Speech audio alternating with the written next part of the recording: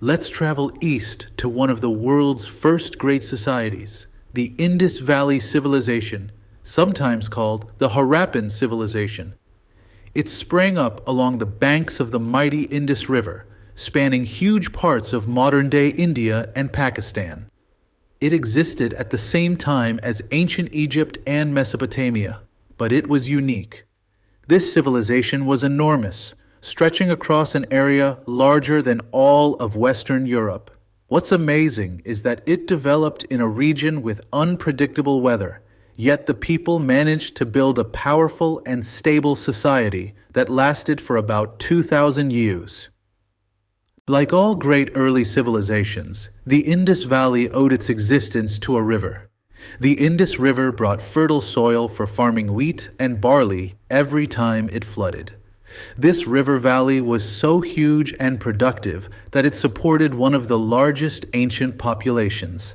However, unlike the Nile, the Indus floods were far less predictable, which required the people to be constantly ready to adapt to both drought and massive, sudden floods. This environmental challenge likely fostered their incredible skill in water management and construction. The Indus Valley civilization is defined by its massive, carefully planned cities.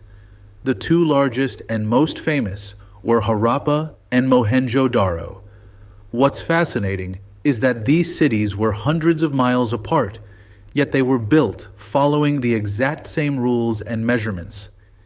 Imagine two cities today, separated by a huge distance, looking exactly alike, down to the brick size.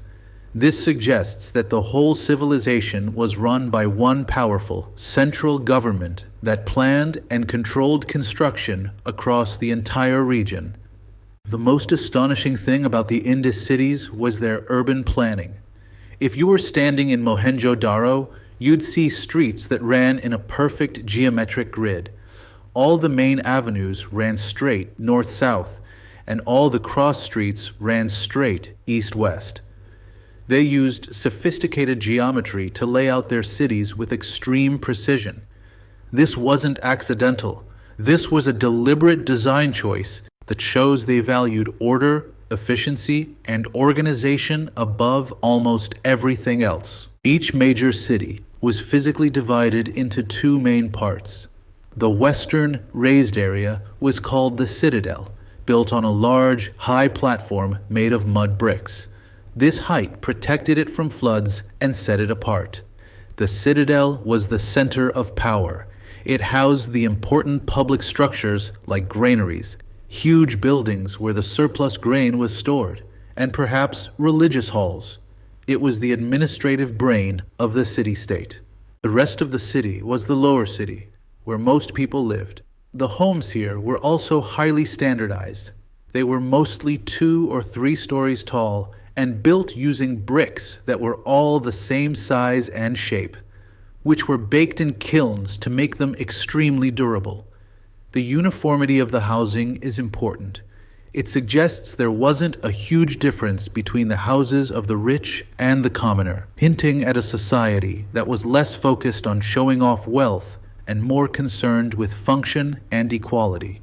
For a civilization that existed thousands of years ago, their focus on sanitation is incredible. Every single house had its own bathing area and a toilet connected to an advanced drainage system. These underground sewers ran beneath the main streets and were covered with removable brick slabs for cleaning. The Indus people cared deeply about public health and cleanliness, a concept that many other ancient societies completely missed. Located in the citadel of Mohenjo-daro was the famous Great Bath. This large sunken pool was constructed with such precise engineering that it was completely watertight. It even had a sophisticated way to drain and refill the water.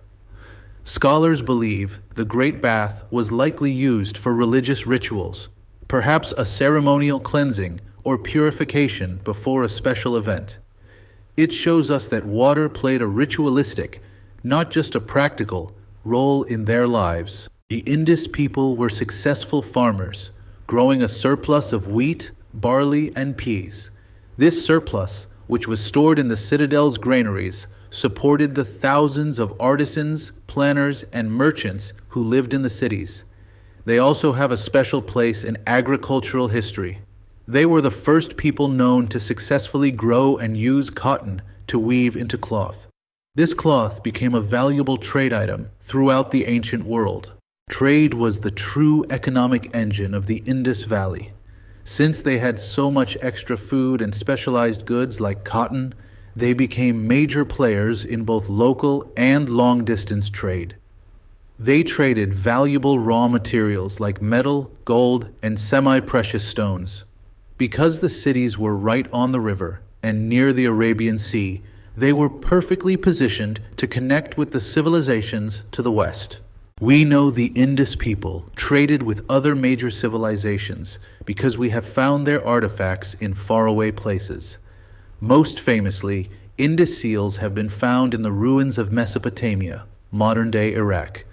This proves there was a massive trade network that connected these two great river civilizations by both long overland routes and voyages across the Arabian Sea.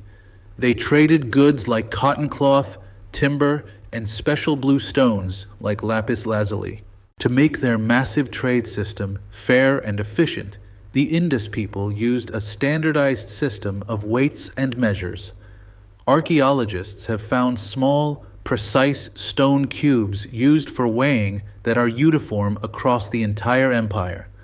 Imagine trying to buy something from a merchant in Harappa and then again in Mohenjo-daro. You'd know you were getting the same amount because the weights were standardized. This high level of organization shows an incredible concern for fairness and a stable economy. Thousands of small, intricately carved stone objects called seals are our most common artifacts. These seals were used like personal signatures or stamps of ownership. Merchants would press them into clay on a jar or a bundle of goods to show who the owner was. The seals often feature striking animal images, like a majestic bull or a rhinoceros, along with a short line of the mysterious Indus writing. They are small windows into their art and their economic life. The most frustrating mystery of the Indus Valley is its writing. We have found hundreds of examples of their script, mostly on those tiny seals. It's made up of about 400 different symbols, which is a manageable number. However, after decades of study, no one has been able to translate the script yet. Because we can't read their writing, we don't have their history books, their royal lists, or their stories, which makes understanding their government and beliefs very difficult. Among the handful of artifacts that survived, a famous statue known as the Priest King gives us a clue about their leadership. It's a small, detailed bust of a bearded man wearing an elaborate, patterned robe and a headband. Scholars believe this figure represents a high-ranking official or a religious leader. Crucially, he's not shown wearing a huge crown or carrying a weapon, which supports the idea that the Indus leaders were peaceful, administrative figures rather than warrior kings. Another masterpiece of Harappan art is the Dancing Girl, a tiny, elegant bronze statue. She's depicted in a confident, natural pose, showing incredible skill in metalworking. The people of the Indus Valley mastered the lost wax casting method to create detailed bronze artifacts like this. The Dancing Girl is a unique piece of art that suggests they had a sophisticated culture that valued dance and entertainment. One of the most striking differences between the Indus Valley and its contemporaries is the apparent lack of warfare.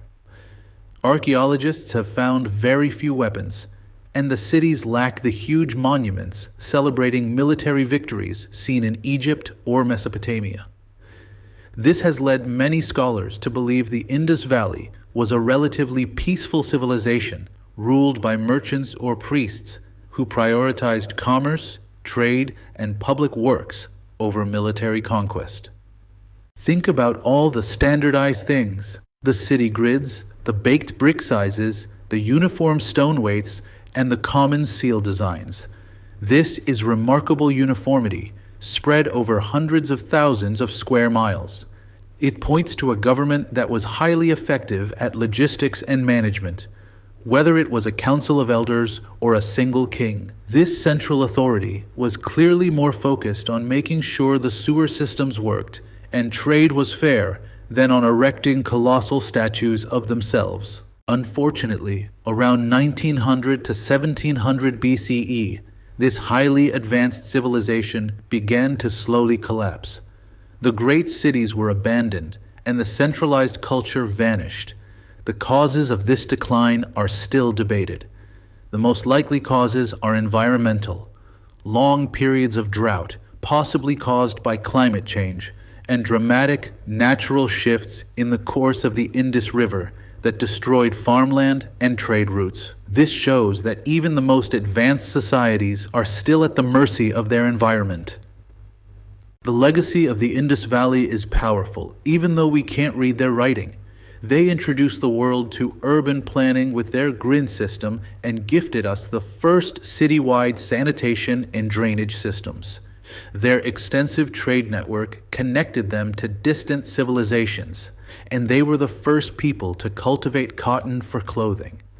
Their story proves that a successful civilization doesn't always need to be defined by war or towering monuments, but can be built on order, commerce, and public welfare.